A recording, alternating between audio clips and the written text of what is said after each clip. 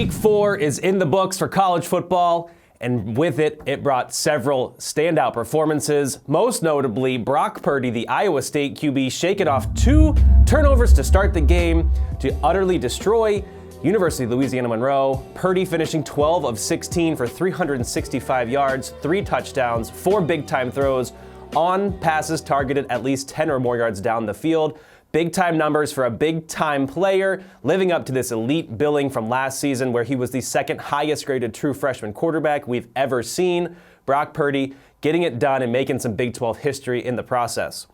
Also getting it done from the quarterback position, LSU quarterback Joe Burrow, targeting receivers outside of the numbers 17 times and completing 12 of those passes, 162 of his yards, and 3 touchdowns came on those passes targeted outside of the numbers, finding his big play receivers at ease against Vanderbilt. Burrow doing nothing to harm his Heisman candidacy through 4 weeks of the season.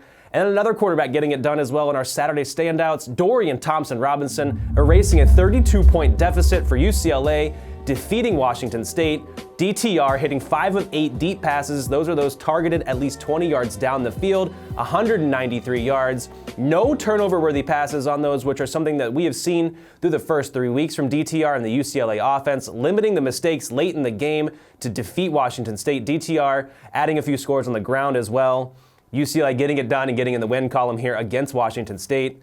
Flipping though now to the defensive side of the ball for Saturday standouts, Derek Stingley, LSU cornerback. It's a theme here. LSU guys making big plays.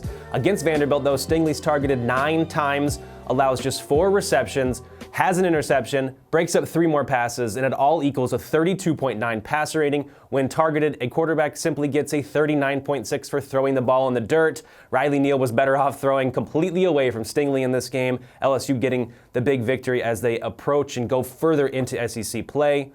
Keeping it now, though, on defense, Chase Young, the Ohio State defensive end, arguably the top defensive player in the country and maybe the top pick in the 2020 NFL Draft. Chase Young winning 40% of his pass rush snaps against Miami of Ohio. He comes up big with 4 total pressures, 2 of those being sacks and strip sacks to boot. He got it done from the right side and the left side. Chase Young with a huge game, firmly saying he's ready for the NFL Draft and ready to be this potential first overall pick.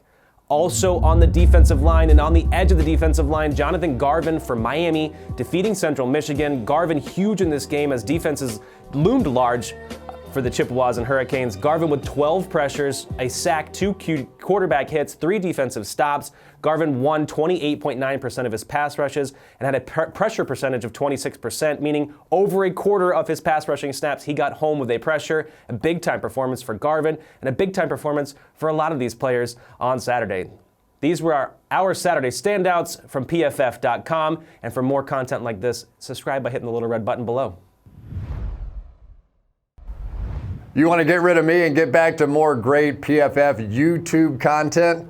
All you have to do is push that button right there and subscribe. Thanks for watching.